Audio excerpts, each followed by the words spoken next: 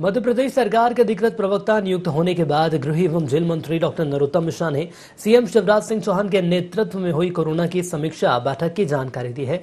गृह मंत्री ने कहा कि बहुत लोग इससे लहर कह रहे थे, लेकिन यह सुनामी थी। अब एक्टिव केस कम हुए हैं और कोरोना की उल्टी गिनती शुरू हो गई है। मध्य प्रदेश में 8 दिन के अंदर करीब 10,000 संक्रमितों की संख्या में कमी आई है और यह सब संभव हुआ है जनता कर्फ्यू से, क्योंकि उसे खुद जनता ने लगाया और उसी का परिणाम है कि मध्य प्रदेश कोरोना में देश भर में 14वें स्थान पर आया है। गृह मंत्री ने यह भी बताया कि मध्य प्रदेश में शनिवार को 60,000 से ज्यादा लोगों की कोरोना टेस्टिंग हुई है। इसके अलावा गृह मंत्री ने कमलनाथ के उस ट्वीट पर भी पलटवार किया जिसमें उन्होंने शनिवार से होने वाले 18+ वैक्सीनेशन को पीएम मोदी का जुमला बताया था। गृह मंत्री ने कहा कि नेता प्रतिपक्ष को जो जानकारी देने वाले लोग हैं वो ठीक से जानकारी नहीं दे रहे हैं। वैक्सीन की खेप लगातार आ रही है, सेंटरों में भीड़ न हो इसलिए वैक्सीन मंगवाई जा रही है। कुछ वैक्सीन की खेप आ जाए उसके बाद 1-2 दिन में वैक्सीनेशन का काम शुरू कर दिया जाएगा।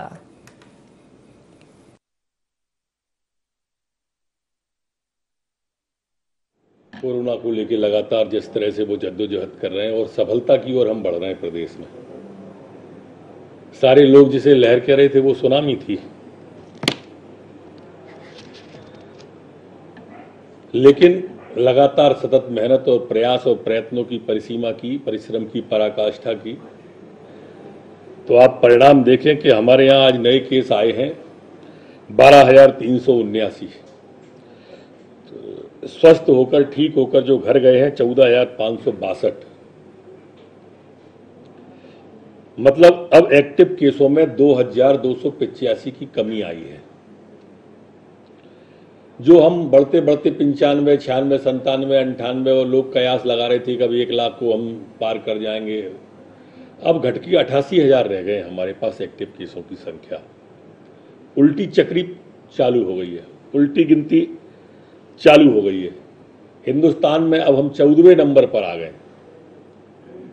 कहाँ सरकते सरकते 7वें, 6वें, 5वें की बातें हो रही थी।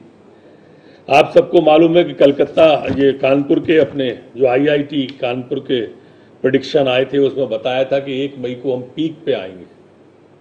मित्रों, आज 1 मई है, हम घट रहे हैं, 88,000 पे आ गए। लगभग 8-10 हज़ार की कमी हमने पिछले 8 दिन में की। ये सब हुआ जनता की वजह से, जनता के सहयोग की वजह से। जनता ने स्वेच्छा से जो जनता कर्फ्यू लगाया उससे कोरोना की चेन टूटने में काफी राहत मिली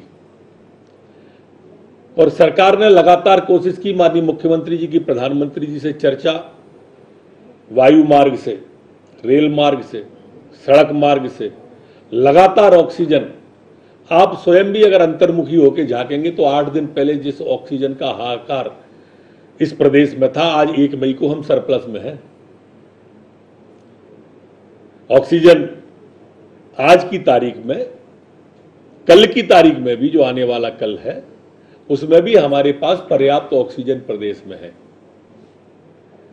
कोई दिक्कत ऑक्सीजन की अब कहीं नहीं रहने दी है।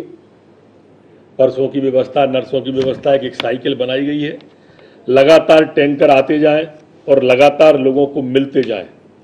कल हमें 503 मैट्रिक टन की सप्लाई होगी, जो मेरे ख्याल से पर्याप्त मात्रा में है 489 के उसमें, और लगातार आ भी रही है। हमारी जामनगर की भी चल दी गई है और इतनी ऑक्सीजन हमारे पास में है कि ऑक्सीजन की दिक्कत इस प्रदेश को रूबरू अब नहीं होना पड़ रहा है।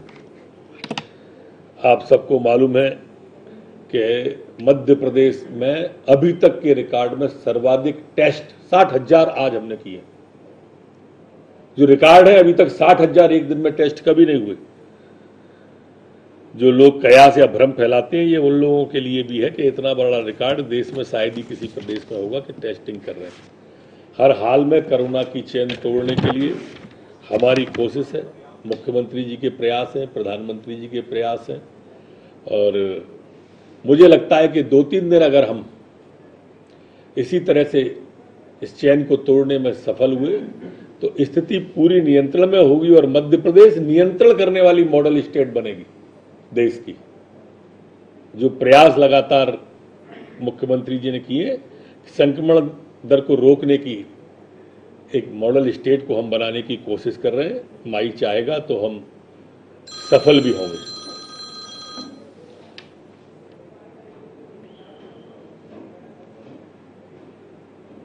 सर, कमलनाथ जी ने ये ट्वीट किया है, आज से वैक्सीनेशन को लेकर चुनावी जुमला बताया है।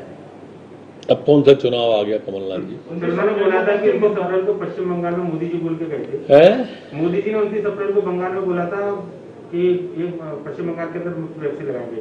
तो मुफ्त वैक्सीन की बात कर रहे हो और यहाँ पर वैक्सीन का टोटा है, वैक्सीन आ नहीं पा रही, रजिस्ट्रेशन करा लिए, तो चुनावी जुमला है। देखिए, मेरे ख्याल से उनके पास जो स्टाफ है नेता प्रतिपक्ष का, वो जानकारियां उन्हें सही नहीं दे रहा हो।